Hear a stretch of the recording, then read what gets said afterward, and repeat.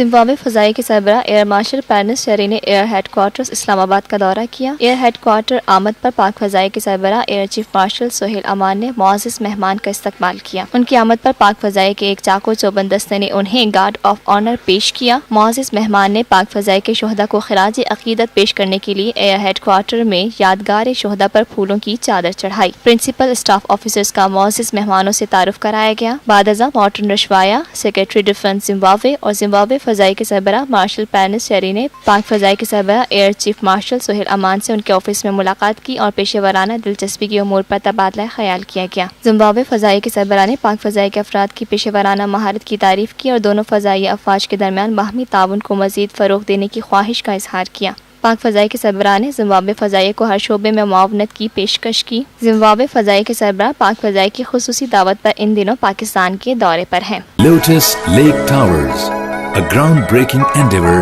by Lotus Properties.